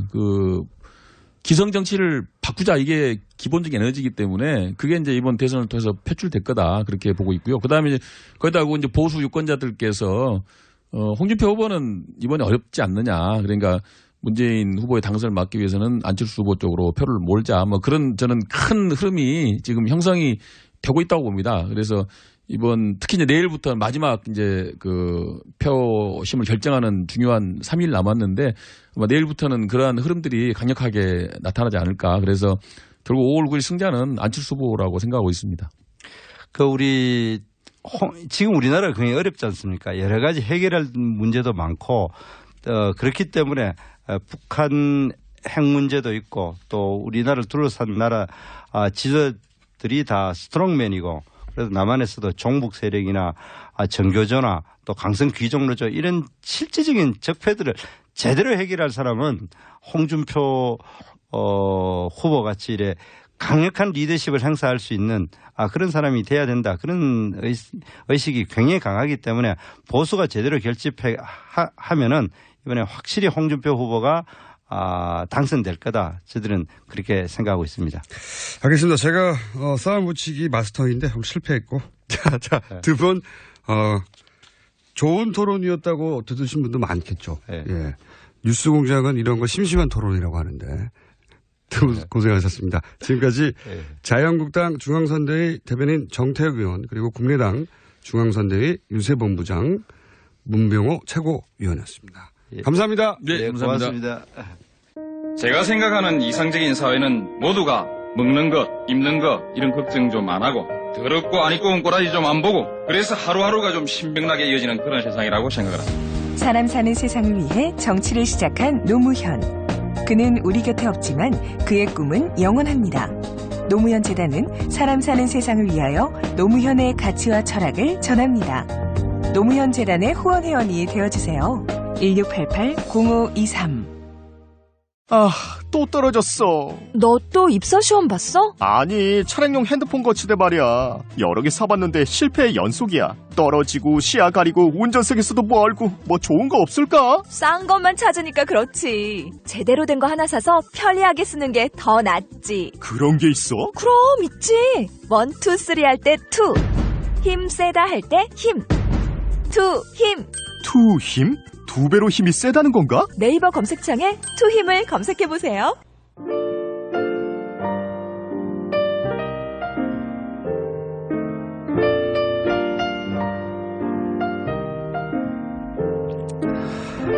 사전투표 하신 분들이 많아서 그런지 사전투표 관련한 문자들이 많이 오고 있습니다. 불친절한 AS. 사전투표 했는데 여백이 없었어요 하는 분들도 있고, 방송 듣고 사전투표하고 왔는데 여백 있었어요 하는 분도 있고, 아마도 대부분은 이제 그 기억에, 워낙 그 후보가 많아서 칸이 좁아서 기억의 문제일 것 같긴 합니다만, 근데 이제 계속 불안하신 분들도 많고 해서 투표용지에 관한 저희한테도 문자가 많이 하고 각종 커뮤니티에도 이 주장이 많고 포털에도 투표용지 검색가 계속 뜨고 있는데, 또 이런 문자도 왔어요. 상암동 주민센터에서 기표소 들어가기 전에 사진을 찍으려고 하니까 화를 내면서 못 찍게 막았어요. 안 됩니까? 이건 저희가 중앙선관위에 어제 직접 문의를 했었습니다. 기표소 내 촬영은 금지되어 있고, 기표하기 전 기표소 밖에서 아무것도 표시되지 않은 투표용지를 촬영하는 건 금지 규정이 없다. 네. 금지 규정이 없답니다. 찍을 수도 있는데, 근데 이제 각 지역 투표소, 투표 관리관들이 다 모를 수도 있어요. 그럼 그때마다 문의를 해야 하니까 복잡해질 수는 있죠. 그러니까 일부러 찍지 마시고, 오늘 문제가 되고 있는 그 여백이 있냐 없냐는 확인하시고, 여백이 만약에 없으면 모든 투표소에 투표 관리관이 있습니다. 투표 관리관이 그 투표소를 책임지는 사람이에요. 투표 관리관에게 여백이 없다 확인을 받고 혹여라도 그런 경우가 있으면 그 경우에는 사진을 찍을 수 있습니다. 네, 참관인도 찍을 수 있고 그 투표 당사자도 찍을 수가 있어요.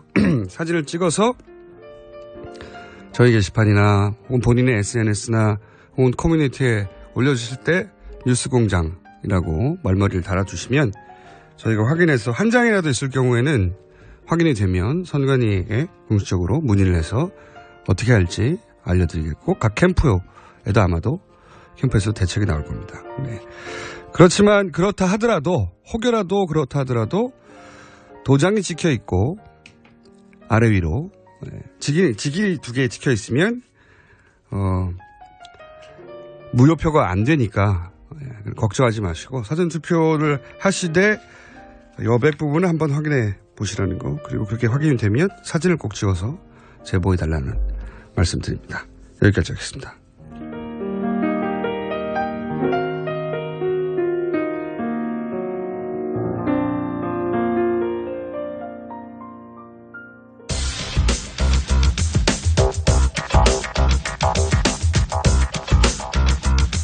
자, 이 코너는 말이죠, 굉장히 중요한 코너입니다.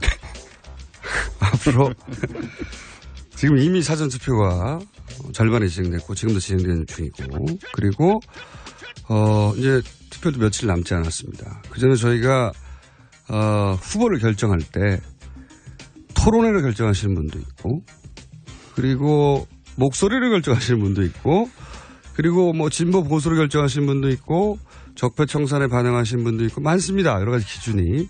근데 그 중에서 우리 사회에서는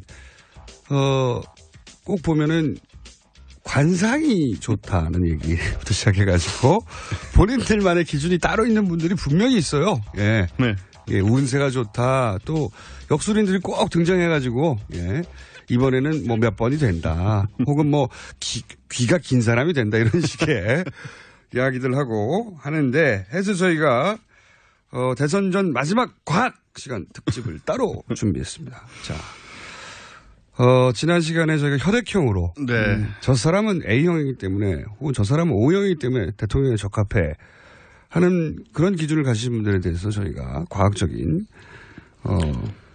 정정을 해드렸고 그리고 관상 지난 시간에 했죠? 네. 네. 관상 지금 나오신 원정우 씨가 모든 욕설인들이 복호라고 크게 불을 축적할 거라고 이미 했습니다. 10년 전에. 예, 크게 불을 축적할 것이라고 했으나 지금까지 불을 축적하긴커녕 좀 너무하신 거 아니에요? 허덕허덕 하루하루 살아가고 있다는 거 알려드리겠고 자 오늘은 어떤 과학적인 분석이 있습니까? 우리가 지금 계속 점술 관련된 이야기를 3주째 하고 있는데. 점술? 예, 하고 있는데. 처음엔 이게 비과학성을 논하기 위함이었잖아요. 예. 근데 자꾸 그냥 점술인이 된 느낌이 좀 들어서 제가 예. 이게 맞나 하는 생각이 들지만 근데 여론조사도 안 나오고 발표가 안 되는 거죠. 깜깜이잖아요. 예, 정말 이럴 때 깜깜이 더더욱 상태. 사람들이 뭔가 의지하게 되거든요. 지푸라기라도 잡자. 지푸라기라도 잡자. 이런 심정으로 이제 국민의 선택을 위한 기준으로 점술 관련된 것도 많이 활용을 하게 될 수 있지 않을까. 점술. 네. 라는 생각에. 카드점도 가능할 수도 있고요. 예. 근데 그건 이제 후보자 본인이 뽑으셔야 되기 때문에. 그렇죠. 아마 실현하기 좀 어려운. 네. 그래서 좀 여러 가지로 제가 좀 뽑아봤습니다. 별자리부터. 예. 너의 별자리가 뭐 어떻게 돼? 요즘 많이 묻죠. 그렇죠. 예. 하지만 과학적인 거 없으니까 아무리 그럴듯해도 믿지 마시길 바랍니다. 예. 왜 그런지는 설명해 주십시오, 지금부터. 네. 일단 별자리를로 본 대선 이제 다음 주 운세. 예. 다음 주 운세부터 별자리로 별점으로 본 각 후보의 다음 주 운세. 그렇습니다. 네. 좋습니다. 일단 문재인 후보입니다. 예. 문재인 후보는 1953년 1월 24일생입니다. 예. 물병자리고요. 예. 이렇게 나왔습니다. 당신이 원하는 모든 것을 가질 수 있다. 가질 수 있다. 다만 당신의 행운을 다른 사람에게 너무 자랑하지 말라. 주변의 시기와 질투를 불러올 수 있다. 뭐 그럴듯하기도 하네요. 근데 뭐 문재인 지지자들은 그럴듯하게 들을 수도 있어요. 네, 근데 자랑하지 말면은 뭐 대통령에 대해서 뭐 아무도 모르게 조용히 당선될 수는 없는데 어쨌든 원하는 걸 다 가질 수 있다고. 네. 제가 지어낸 말이 아니고 무료 앱을 참고해서 별자리 무료 앱을 네, 종합 참고하여. 여기 돈을 쓸 수는 없으니까요. 네. 그리고 안철수 후보. 안철수 후보. 1962년 2월 26일생입니다. 예. 물고기 자리. 저하고 같은 자리인데요. 주변 사람들의 말이나 뜬 소문에 끌려다니지 마라. 그리고 다른 사람의 다툼에 끼어 한쪽 편을 들지 마라. 이거 뭐 별자리 믿어야 되겠는데. 뭐 조금 그럴듯해요. 네, 그럴듯해요. 네. 지금 이제 진보 보수 네. 유권자층을 동시에 이제 포섭해야 되는. 그렇죠. 예, 고민을 안고 있는 안철수 후보 입장에서는 이게 이런 것 같습니다. 이게 사람이 약한 마음이 될 때. 이런 걸 들으면 무조건 솔깃해지는 경우가 있어요. 네. 그래서 이런 점성술 같은 게 수천 년을 살아남지 않았을까. 그렇죠. 예. 다른 모든 것이 없을 때 이제 이렇게 의지를 하게 되는 수가 있는데 아무튼 다른 사람으로 인해 또 상처를 받을 수 있다고 합니다. 다는 사람으로 인해서. 주의하시자. 네. 그렇게 상처를 있고요. 받지 마시길 바라고요. 다른 사람으로 인해서는. 그리고 심상정 후보도 2월 20일생으로 1959년 2월 20일생으로 같은 물고기 자리라 똑같이 나옵니다. 그냥. 그래요? 예. 뜬 소문에 끌려다니지 말고 다른 사람의 다툼에 끼어 한쪽 편을 들지 마라. 이거 완주하라는 얘기일까요? 아니 깜깜이 대선인 기간 동안에 이제 뭐 여러 가지 온갖 루머들이나 또는 새머리가 있을 텐데 다른 사람들의 말에 귀를 기울이지 말고 본인의 의지대로 소신대로 가라. 네. 두 후보 모두에게 공이 똑같은. 그렇습니다. 별자리가 이게 이제 그게 문제네요. 별자리가 워낙 커버리지가 넓잖아요. 몇 월 며칠 뒤로 딱 떨어지는 게 아니라. 예, 이게 그래서 인간을 12개 유형으로밖에 못 나눠요. 1년에 12달이니까. 그게 문제네요. 네. 예. 그게 이제 좀 비과학적인 느낌이 많이 들죠. 예. 유승민 후보. 1958년 1월 7일생입니다. 1월 7일. 염소자리. 예. 주위 사람들과의 대화가 필요한 시기입니다. 아니, 점점 무료 앱, 무슨 무료 앱입니까? 무료 앱을 믿고 싶네요. 서로 마음을 터놓고 솔직한 대화를 나눠보세요. 그동안 서먹했던 사람과 관계 개선을 시도해보는 것이 좋다. 아니, 우리가 이게 이제 이런 게 과학적이지 않다라고 말하려고 하는데 점점 막 신뢰가 하려고 하고. 예, 저도 이거 보면서 이거 어떻게 해야 되나 좀 걱정을 했는데. 탈당파 12명과 대화를 하라는 얘기 아닙니까? 어떻게 알았지? 좀 어색하더라도 먼저 화해의 손을 내밀라고 합니다. 좀 어색하더라도 먼저 화해의 손을. 네, 뭐 단지 우연일 뿐이겠죠. 예. 그리고 홍준표 먼저 어색하더라도 화해의 손을 내밀라는 조언은 당연한 조언이에요. 당연한 조언이죠. 끝까지 돌아져 있어라. 이런 조언이 어디서 나오겠습니까? 그렇긴 한데, 예. 단지 이제 지금 상황과 좀 어울리는 느낌이 들어서. 네, 그런 느낌이 있네요. 네, 우연일 뿐입니다. 그 다음 홍준표 후보, 54년 12월 5일생 사수자리입니다. 예. 이번 주는 돈에 대해 연연하지 마라. 아낄 때는 아끼더라도 쓸 때는 확실히 쓰는 것이 좋다. 특히 가까운 사람들에게 쓰는 돈을 아까워하지 마라. 주위 사람에게 베푼 것이 돌아온답니다. 그래서 이것만 들으면 이거 뭐 옛날에 유행하던 금권 선거 이런 게 떠오르지만 아니죠. 막판에 선거 유세에 모든 자금을 쏟아 부으라는 얘기죠. 아끼지 말고. 그렇겠죠, 당연히. 네, 돈 선거 자금 아껴서 뭐 하겠느냐. 네. 폭탄 투척하라. 예. 자기 지지자들에게 아낌없이 예. 호소하도록 하라. 뭐 이런. 네, 주위 사람에게 베푼 것이 돌아온다는데 언젠가 돌아온다고 합니다. 그래서 이게 금방 돌아오는 결과인지는 알 수 없고요. 그 다음엔 제가 성명학을 좀 알아봤습니다. 잠깐만요. 그 전에 저희가 문자가 끊임없이 와가지고 투표용지가 여백이 없이 선만으로 칸이 나눠져 있었다고 그런 기억을 갖고 있는 분들이 굉장히 문자가 많이 오거든요. 이 기억의 워낙 좁으니까요. 칸이 이게 1cm도 안 되거든요. 네네. 실제 선관위는 0.5cm라고 하는데 계속 문자가 지금도 오고 각종 코멘트들이 계속 올라와서 제가 자꾸 말씀드리는데 혹여 투표용지를 가면은 프린트해서 줍니다. 네. 그 프린트해서 줄 때 선관위는 당연히 있다고 그러고 한 종류밖에 없다고 하는데 뭐 기계가 너무 많다 보니까 뭐 기계 설정 문제나 혹은 프린터가 뭐 프린팅 하자를 낼 수도 있긴 있거든요. 네. 기계가 항상 100% 명확한 건 아니니까 그런 사례가 있을 수 있으니 그런 경우에는 반드시 기표소 들어가기 전에 투표 관리관을 그 투표소에 제일 높은 사람 이름이 투표 관리관이라는 용어가 생각이 안 나면 그 투표소 관리인 중에 제일 높은 사람 찾으면 됩니다. 그러면 그분한테 자 보십시오 붙어 있죠. 확인하고 나서는 사진을 찍을 수가 있어요. 네. 참관인도 찍을 수 있고. 그러면 사진을 찍고 실물이 나와야 그렇죠. 공식적인 해법이 나오거든요. 지금은 다들 기억이고 한 번 투표 용지가 들어가고 나면 누구도 열 수가 없어요. 그러니까 이제 이 논란이 계속 진행되는 거거든요. 그러니 단 한 장이라도 좋으니까 방송을 들으시는 분들은 눈여겨보시고 만약 그런 경우가 있다면 사진을 찍고 혹시 이미 투표를 하신 분들은 주변에 알려주시고 본인의 SNS에 퍼뜨려주시고 꼭 해주십시오. 물증이 필요하다. 물증 한 장이라도 좋은데. 예. 자, 그러면 성명하고요. 이제. 네.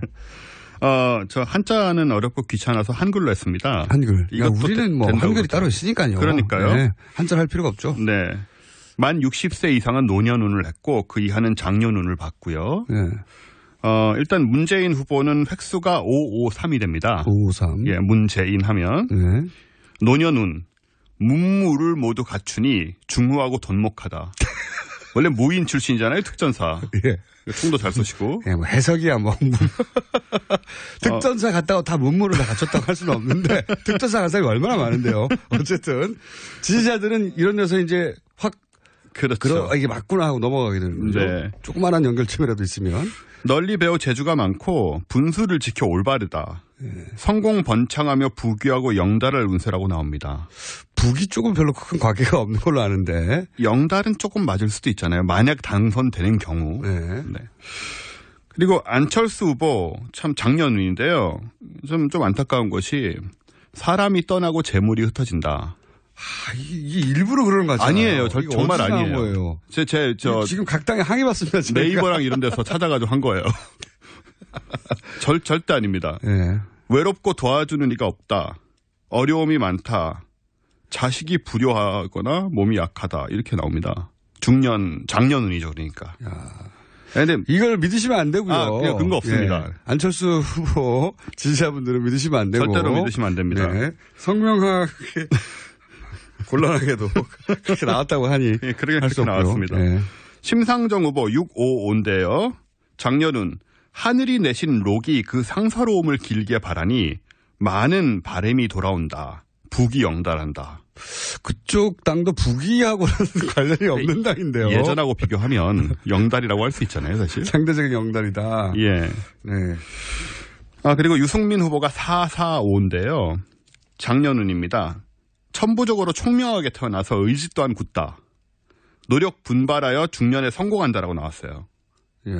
유승민 후보 지지자들은 좋아할. 네. 같네요. 일단 총명하신 거는 우리가 다 느낀 바이고 노력 분발도 많이 하시는 것 같아서 성공하시기를 바라고요. 그다음에 홍준표 후보가 되게 흥미롭습니다. 홍준표 후보요. 657 노년운인데 주관이 있다. 관운 혹은 재운이 좋다. 호걸의 기상과 기백이다. 호걸의 기상과 기백이다.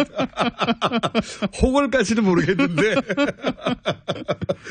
네, 그거를 지금 마케팅 포인트로 잡고 있는 건 맞아요. 그러니까요. 네.